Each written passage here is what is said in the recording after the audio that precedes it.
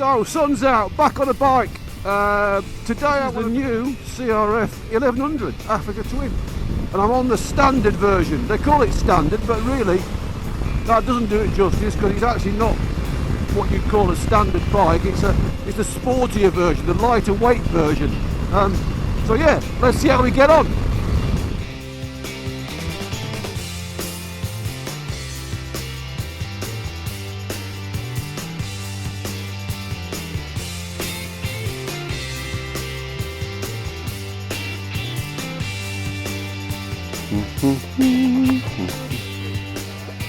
Sorry. So you've got a couple of different riding modes you can go through on the bike. Yeah.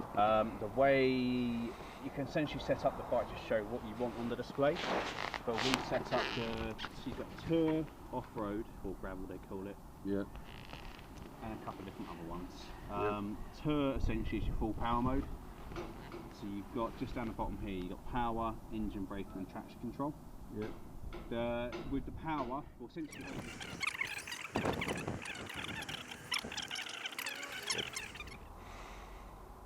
Whoa. You see that? Rider is responsible for safe operation of this machine.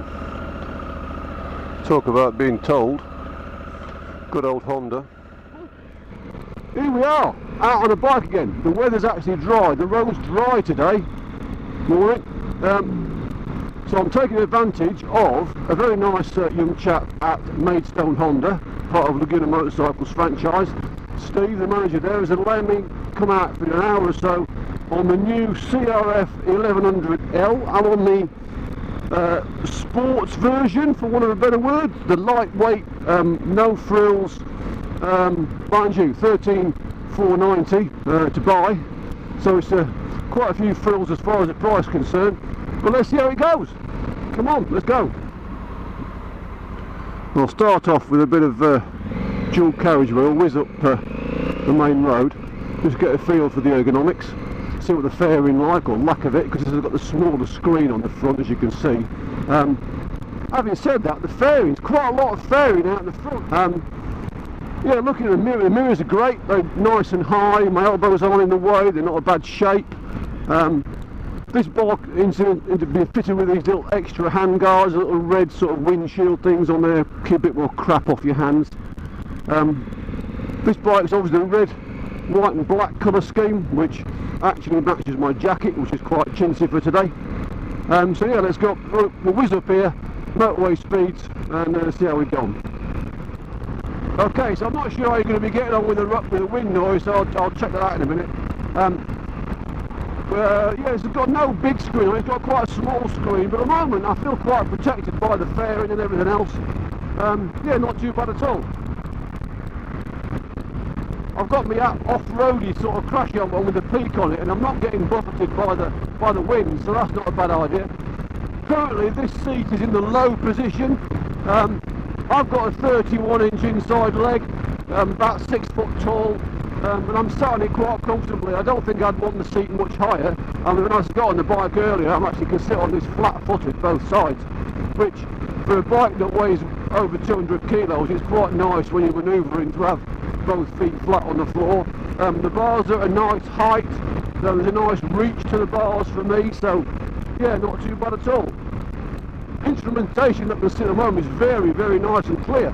We've got a nice display there. I can alter the screen with this switch gear here, or when at a standstill only, by the way, I can use a touchscreen facility. I'll check in a minute if I use my gloves. I don't know if I'm going to use gloves or not, so we'll have to wait to see if that's a possibility. But no, on the whole, so top gear roll on, sort of 60 mile an hour plus. Yeah, smooth. Oh, you're going to get the revs up. That was just about to start to pick a bit more than at 4,000 revs, so perhaps if you want to accelerate hard from sort of 60 onwards, it might be nice to drop down to sort of have a fourth like I've done here. Oh yeah, it picks up much better if you've got that 4,000 revs already dialed in. But no, the engine feels very smooth actually, which is quite nice. Indicator switch is very easy to get to actually. You've got this melee of switch gear here, but the indicator is quite intuitive, it's quite sort of thumb accessible. So here we are, unsuitable for heavy goods vehicles. Well, we're not on a heavy goods vehicle, we're on a nice little new Africa Twin. Now I'm not going to try and get it too dirty. I'm going to run down this little byway, and at the far end we've got a little gravel trail, turns back up some country lanes again. So 2 or 3 minutes on this little gravelly bit, just to get a feel for how the suspension's working under some lumps and bumps. Hello mate! See, that's what you need for a guard from a guard dog. I'll let the old cyclist guy come through. Cheers mate!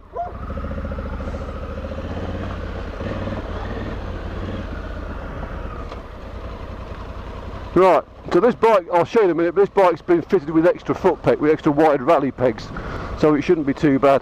So I'm just ticking along now, second gear. We've got roadie based tyres on this, so I'm not going to go mental. I just want to feel what the suspension's like, and what the steering perhaps feels like. Feels very well balanced. Now I'm actually stood up on the pegs now. Yeah, it feels quite well balanced. Yeah, quite neutral. It's ticking along quite nicely. Second gear's got a decent amount of pull to it, so I'm guessing, you know, it'd be quite pleasant just to keep trickling through some mud and stuff. Let me try and avoid these. Yeah. I mean, traction control's on like a couple at the moment, so I might get a little bit of spin out of it. Yeah, I get a little bit of wheel spin, but then it bites, so yeah, not too bad at all. I reckon if you're having a bit of a drive out of the corners, it'd catch it, stop you killing yourself. Seems quite sure-footed, even on these roadie-based tyres. Sorry mate, you're going to get wet. That's it, a little jump over the lumps. That's it. Yeah, traction control, you can feel it cutting in, but it's allowing me a little bit of back-end spin, just to flick around some of these little lumps and bumps. Suspension feels quite plush. I'm only going slow, so I don't know what it'd be like if I was batting along quite a bit of a pace. Yeah, not too bad at all. These bars are a bit set back for me. Now I'm stood up in on the foot pegs. I'd probably want to roll the bars forward.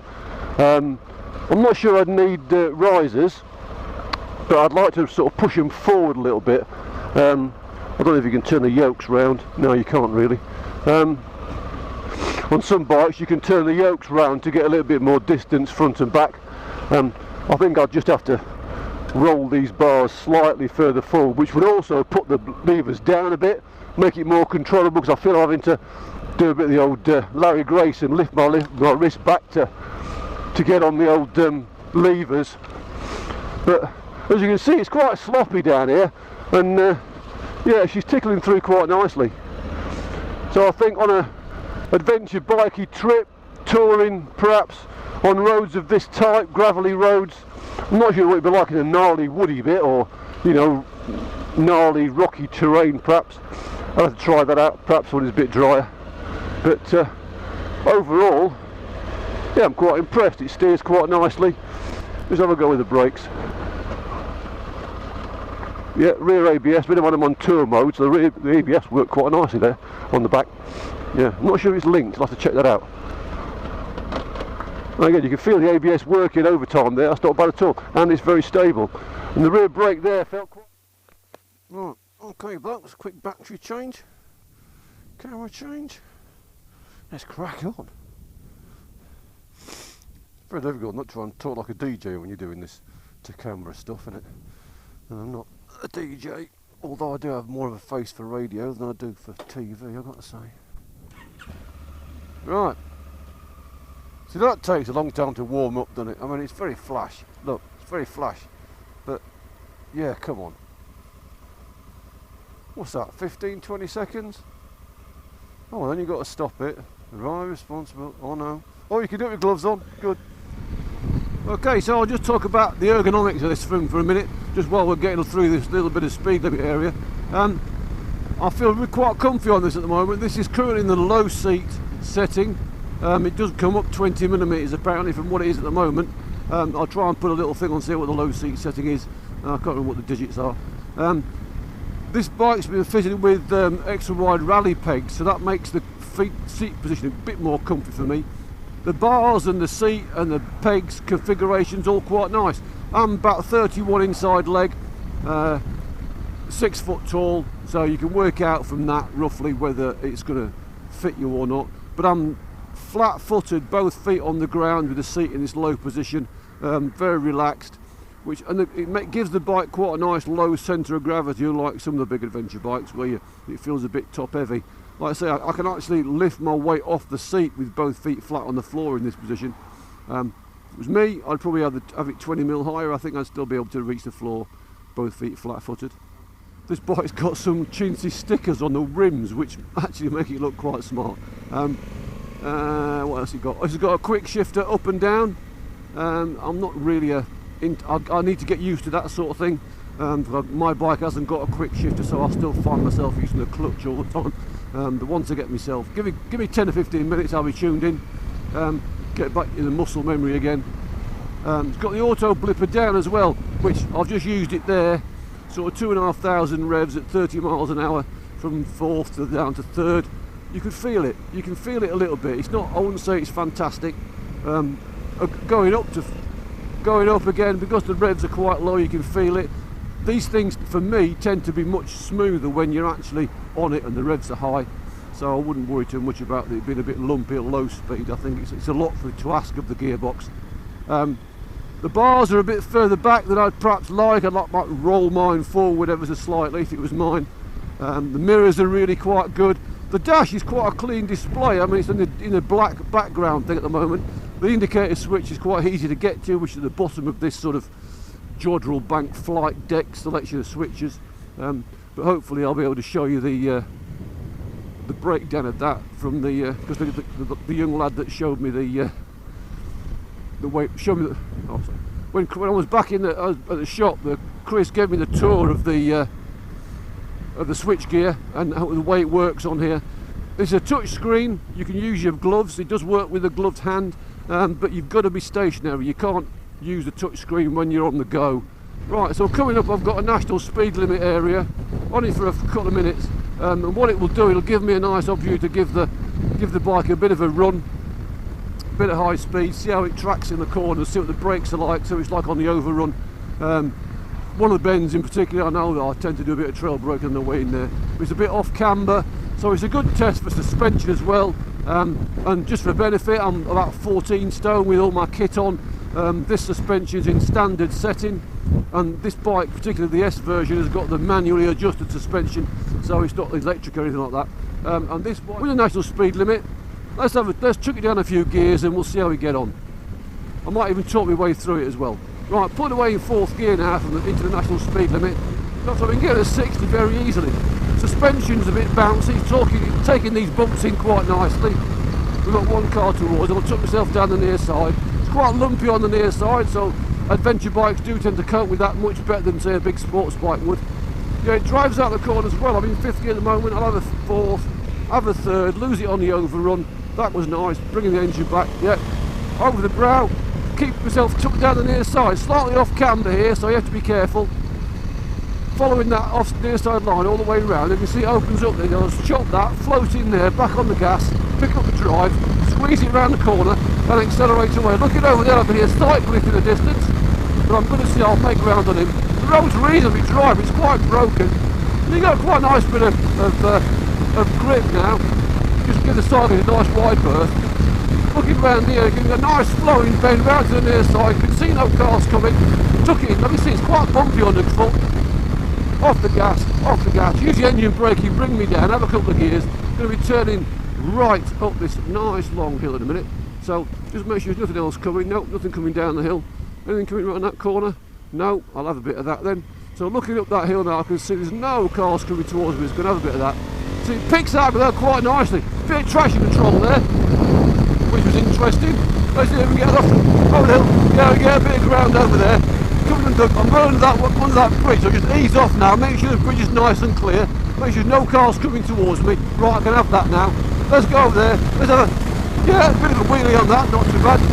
We're going this nice corner now, just a tail braking one. Get a nice view onto the near side. On the back brake, with a bit of speed off. Took myself down the near side, driving back up the hill. Oh yes, have a bit of that. It's quite soft below 4,000 revs.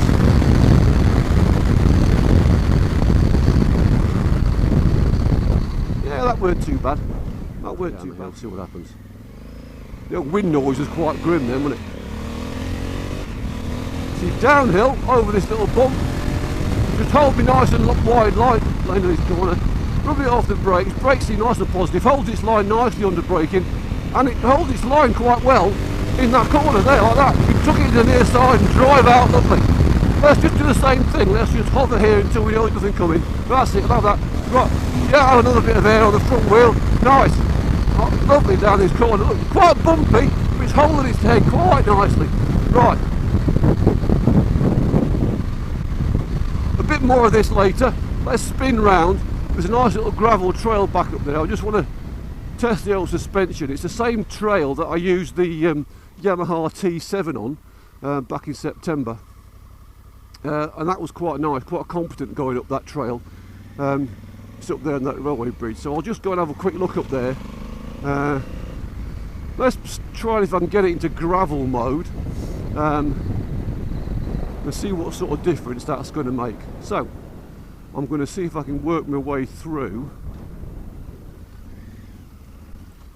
Let's see if I can work my way through this me and you. So, tour. What do I do? I've forgotten already. Oh, drive information. No, what do I do? Right, so now I've got myself into gravel mode. Although I'll be honest, I'm not really sure how I did it because I was going through all these different things. Right, so I've got a decent power, I've got full engine braking, and I've got just over half of the traction control. It's going to give me a little bit of spin, but not too much. Now don't forget, this bike is the standard bike, doesn't have any suspension adjustment electronically, so you've got to do that yourself. But if you're like me, most riders will set it for themselves and then leave it. They're not going to keep swapping between road and off-road and all that malarkey most of the time. I mean, the only time you might come into useful if you've got a passenger and you want to pump the back end up. I think genuinely people tend to use the same. Anyway, I'm digressing. Let's run up this trail, see what it's like. Now the T7 went up here a few months ago and it was these sort of conditions on roadie based tyres and it was quite good. So let's see how this stacks up against the T7.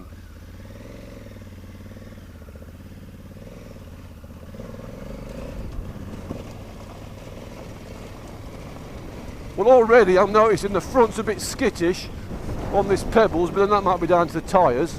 But then so was the Yamaha. The Yamaha was felt a little bit skittish. Let's shut my visor so you can hear me better. Yeah, the Yamaha felt a bit skittish. The rider position stood up on the pegs, I think, is slightly better in standard trim. I would, like I said, I'd rather want these bars rolled forward a little bit. But on the whole, suspension on the bigger loops, like the big compressions, is quite nice.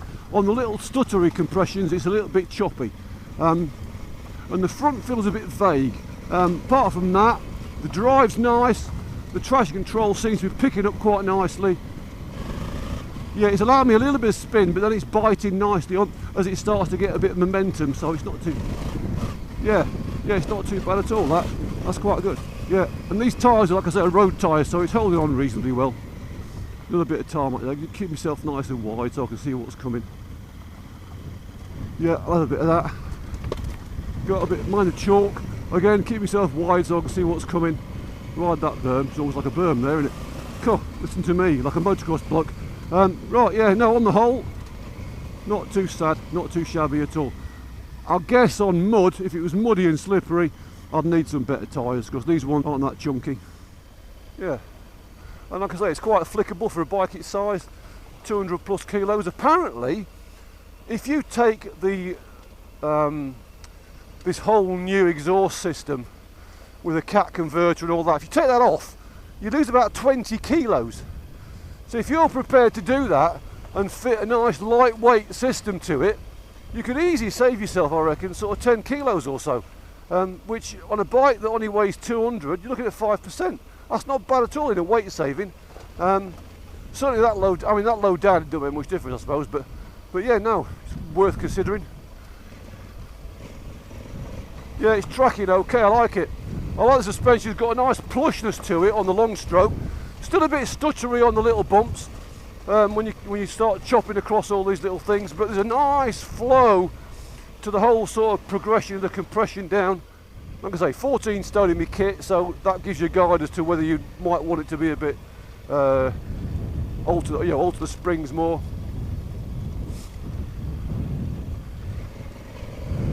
Yeah, what's the old? Let's have a look at the old ABS thing on off-road mode. Yeah, it works all right. Not bad at all. This is downhill gravel for those that can't really tell from the camera. Actually, that was interesting. Just got those little speed bumps there in the road, and it was quite harsh. So it's that slow compression on the suspension is very nice. So you got all the undulating bumps and sort of, but the short, sharp hits from things like speed bumps or rocks and stuff, they do kick back at it. So you might need to sort of you might want to sort something out with a bit of adjustment on that, perhaps. There you go. Kent's latest vineyard just been planted in the Luggage Valley. Yeah, a couple of years' time there'll be grapes abundant on there. So there's a little rocky climb I want to try just up here, just to test these little bumps. It's gravelly, it's not muddy, so we'll give it a go on the hill while I've got it in gravel mode still. Okay, right, so this little, it's only a few, literally several hundred yards, this little trail that I'm going to go up in a minute, but it's quite a steep climb and it gets rutted out with the old 4x4 boys as they go up and down it on a regular basis. But it's a good test for the sort of flickability and manoeuvrability of a bike like this. Basically because you can you have to pick your way from side to side to get the best line, chopping backwards and forwards. So here we are now. We'll stick her in first gear. Like I say, it's the metal for the first bit, and then it goes all gravelly. Right, there we go. This is going to a place called Horseholders Wood in Kent, which is a nice little byway if you ever want to get up this way and have a try it. There's a nice little section of byways around here. So here we go, we're on the climb now. It's been gravelled and been sort of type 1 over the years, but there's a few lumpy bits a bit further up.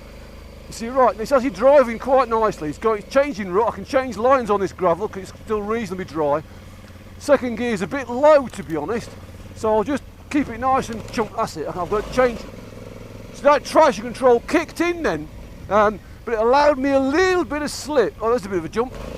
Yeah, it's allowing me a bit of slide, but then once it realises it's going to sort of spin up, it bites again, which is very nice. I mean, considering I'm on road tyres, I mean, that weren't bad going, to be fair. Go. Well, here we are, Africa Twin CRF 1100L.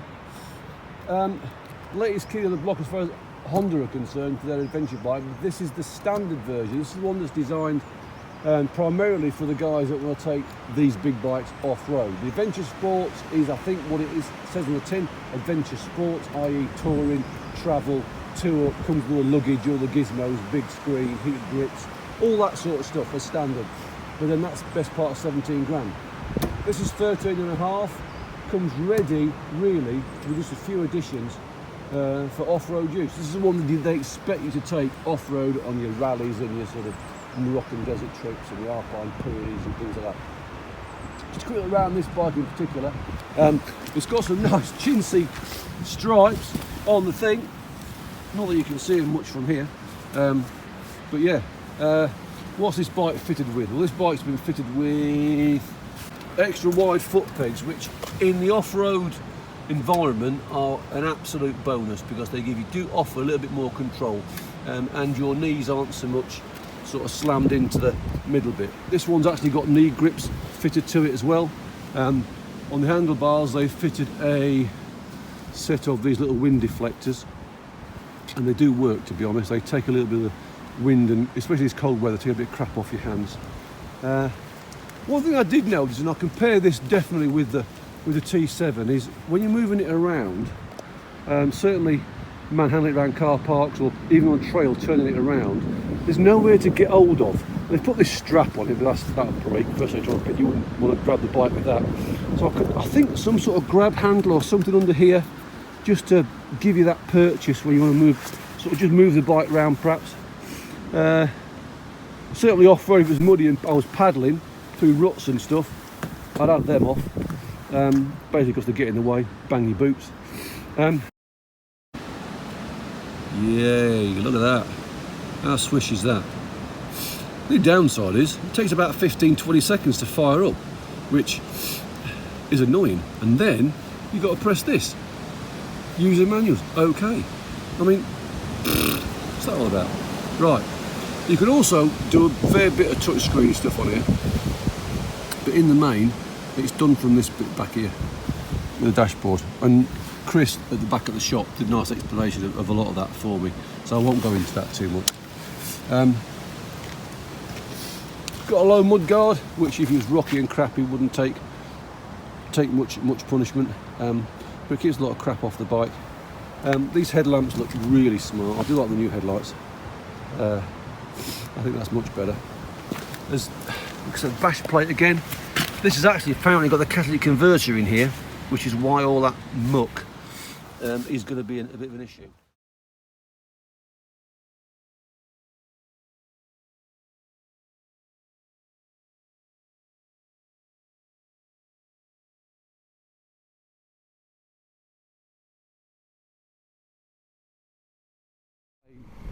Pain in the arse.